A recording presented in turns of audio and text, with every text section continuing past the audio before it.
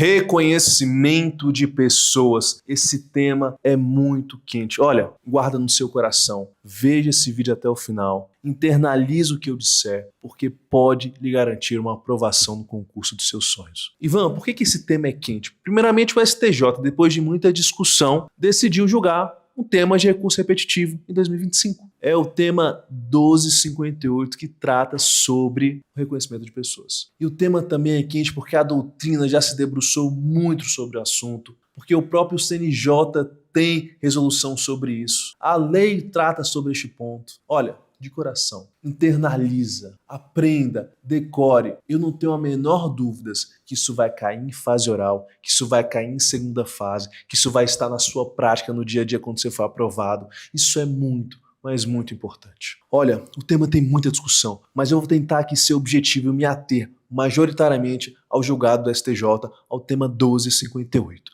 Presta atenção. Primeiramente, vamos ter uma imagem do reconhecimento de pessoas. Edição, coloca aí na tela, lá nos Estados Unidos, nos filmes, o reconhecimento de pessoas. Number one, could you please sing the opening to I Want It That Way? Really? Okay. You are my fire. Pronto, tiveram a visão, imagem, internalizaram? Maravilha. Vamos ver o que a lei, o CPP, diz sobre o reconhecimento de pessoas. O principal artigo é o artigo 226 do CPP, que diz: quando houver necessidade de fazer-se o reconhecimento de pessoa, proceder-se-á pela seguinte forma. Veja, pausa aí. Quando houver necessidade. Entenderam? Eu vou repetir. Quando houver necessidade. Porque se não tiver necessidade, não cabe. Qual é a forma que o CPP diz? Inciso 1º, a pessoa que tiver de fazer o reconhecimento será convidada a descrever a pessoa que deva ser reconhecida. Descrever sem sugestionamentos, sem induzimentos. Ela faz simplesmente descrever como foi a cena, o que ela viu, a altura, que roupa usava. Vai descrever, perfeito? Inciso 2º, a pessoa cujo reconhecimento se pretender será colocada, se possível, ao lado de outras que com ela tiverem qualquer semelhança, convidando-se quem tiver de fazer o reconhecimento a apontá-la. Inciso 3º, se houver razão para recear que a pessoa chamada para o reconhecimento por efeito de intimidação ou outra influência. A testemunha está com medo, o investigado está com medo de reconhecer. Não diga a verdade em face da pessoa que deve ser reconhecida, a autoridade providenciará para que esta não veja aquela, sabe? Utiliza aquele vidro lá. Até nos confins do Brasil utilizava ali o buraco da fechadura.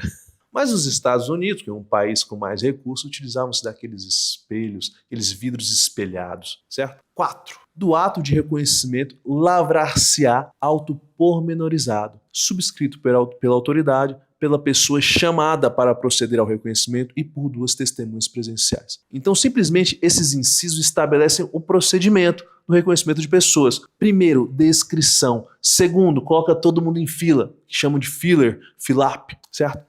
Terceiro, reconheça. Quarto, faça um auto pormenorizado do que aconteceu, da prova que constará no processo. Perfeito? Descrição sem induzimento. Chama as pessoas parecidas, semelhantes, coloque em fila para, em terceiro lugar, ter o reconhecimento. Em quarto, auto pormenorizado sobre o que aconteceu, caracterizando aquela prova. Vocês já estão ambientados, já estão com a imagem na cabeça do reconhecimento de pessoas, já viram a lei, o que diz o principal artigo, que é o artigo 226.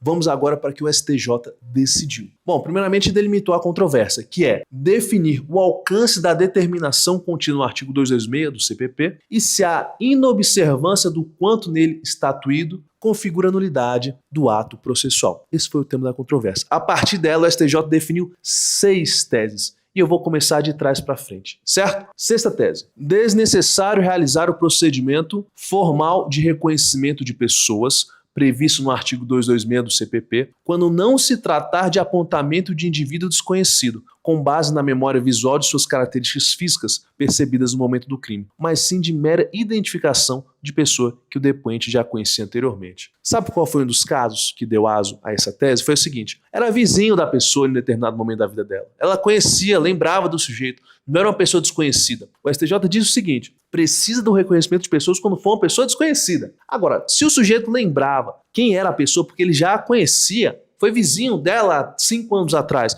não precisa do reconhecimento de pessoas. O STJ disse isso. Trata-se de uma mera identificação da pessoa e não do processo complexo do reconhecimento de pessoas. É uma mera identificação porque a pessoa já conhecia o fulano, certo? Simples de entender. Lembre-se disso, vai estar na sua prova. Quinta tese. Mesmo o reconhecimento de pessoas válido deve guardar congruência com as demais provas existentes nos autos. Ele quer me dizer o que aqui? Que o reconhecimento de pessoas possui uma carga probatória fraca. Porque ela está baseada em quê? Na memória. E numa memória, uma situação de estresse, de crime, que é difícil de resgatar as informações detalhadas. Ele me diz aqui que, mesmo o reconhecimento de pessoas sendo válido, é válido, foi correto, mesmo assim deve guardar congruência com as demais provas existentes nos autos. Por quê? Porque ele possui um standard probatório fraco, não é robusto. O reconhecimento de prova baseado na memória é meio fraco. E por isso deve guardar conexão, deve guardar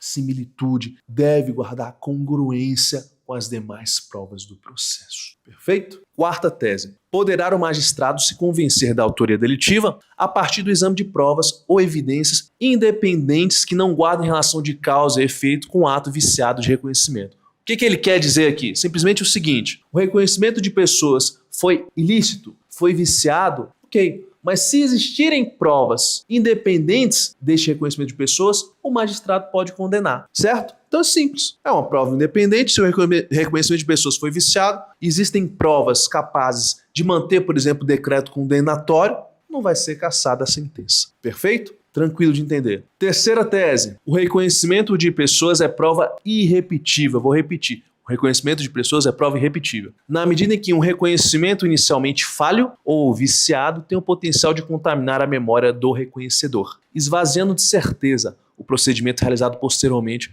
com o intuito de demonstrar a autoria delitiva, ainda que o novo procedimento atenda os ditames do artigo 226 do CPP. Simples de entender. Basicamente é o seguinte: o reconhecimento de pessoas é prova irrepetível. Acabou. Ah, Ivan, mas eu fiz um procedimento ilegítimo, irregular, viciado, mas agora eu fiz bonitinho na segunda vez. Não me interessa. A prova é irrepetível, certo? Se o procedimento foi uma prova ilegítima, não se pode repeti-la novamente. Mesmo que agora eu vou seguir bonitinho os ditames da lei, não me interessa. Perfeito? A prova do reconhecimento de pessoas é o quê? Irrepetível. Maravilha. Segunda tese. Deverão ser alinhadas pessoas semelhantes ao lado do suspeito para a realização do reconhecimento pessoal. Ainda que a regra do inciso 2º do artigo 226 do CPP admita a mitigação da semelhança entre os suspeitos alinhados, quando justificadamente não puderem ser encontradas pessoas com o mesmo fenótipo, eventual discrepância acentuada entre as pessoas comparadas poderá esvaziar a confiabilidade probatória do reconhecimento feito nessas condições. O STJ anulou caso real, concreto, o reconhecimento de pessoas que tinha a seguinte conformação: o suspeito real, verdadeiro, tinha 15 centímetros a mais que todos os seus outros semelhantes no reconhecimento de pessoas. 15 centímetros. Ele, sei lá, tinha 1,90 e os outros tinham 1,75.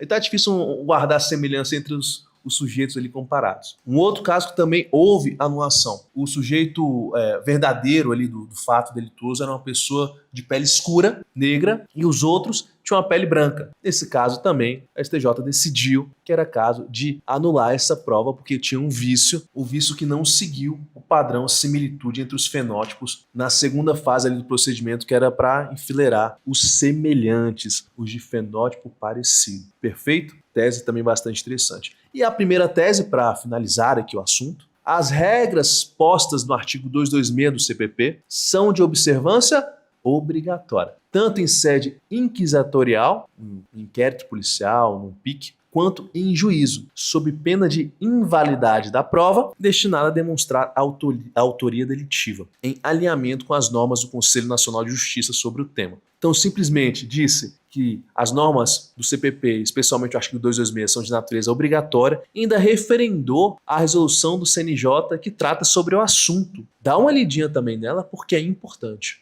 A primeira tese também disse o seguinte: o reconhecimento fotográfico e ou pessoal inválido não poderá servir de lastro, nem a condenação, nem a decisões que exijam menor rigor quanto ao estándar probatório, tais como a decretação da prisão preventiva, o recebimento de denúncia ou a pronúncia. Lembro, inclusive, que é possível reconhecimento fotográfico. a despeito das inúmeras críticas e de que a carga probatória dele é muito, muito fraca, certo? Agora, não é possível mostrar para quem vai reconhecer um álbum de fotografias das redes sociais, por exemplo. A CNJ já se debruçou sobre o tema e na resolução do CNJ tem algo nesse sentido. Então o que ele está me dizendo é, tem que seguir o artigo 226 de forma obrigatória, bem como a resolução do STJ. Ele também me diz nessa primeira tese que o reconhecimento de pessoas inválidas, seja pessoal ou fotográfico, não poderá servir de laço nem para condenação, nem para prisão preventiva ou qualquer outra decisão que requer um instante probatório mais fraco, como o recebimento de uma denúncia, certo? Não pode servir. Então ele está simplesmente colocando limites rígidos nesse assunto, na questão do meio de prova do reconhecimento de pessoas, que é algo muito sério. Tanto é que nesses meus inúmeros anos de atuação profissional, eu nunca vi o reconhecimento de pessoas. Se contar então no momento que eu já fiz estágio de defensoria pública, a gente lida com causas em massa, eu nunca vi um reconhecimento de pessoas. Mas normalmente quando ele existe, há problemas quanto a ele. O advogado adora, porque as teses são inúmeras. Inclusive para questões de concurso, pessoal, existem muitos temas interessantes doutrinários sobre o reconhecimento de pessoas. Muitos. Mas de forma objetiva, que eu entendo realmente que é impossível você decorar e gravar tudo, e que é necessário você manter um padrão alto, bom, mas não excepcional. Eu trouxe aqui o que o julgado disse. Eu não me debrucei sobre as inúmeras discussões que existem sobre reconhecimento de pessoas. Porque para mim, se você souber esse julgado, lê um pouquinho, ele não é grande, você já está capacitado para passar em qualquer prova de concurso. Pode ser que não tire a melhor das notas, mas você vai tirar uma nota suficiente para passar, porque o espelho da questão está nesse julgado. Olha, essa é uma das apostas para 2026 e 2027, que eu faço para a segunda fase, para a fase oral, para a fase objetiva. Estude esse tema porque vai cair e pode garantir a sua aprovação. Curta esse vídeo, se gostou, comenta, siga o Estratégia, nos siga nas redes sociais também, professor Ivan Moraes. Vamos juntos porque eu estou firme nessa missão de garantir a sua aprovação e a sua posse no concurso dos sonhos para a sua família e para o seu deleite, pessoal. Fiquem com Deus.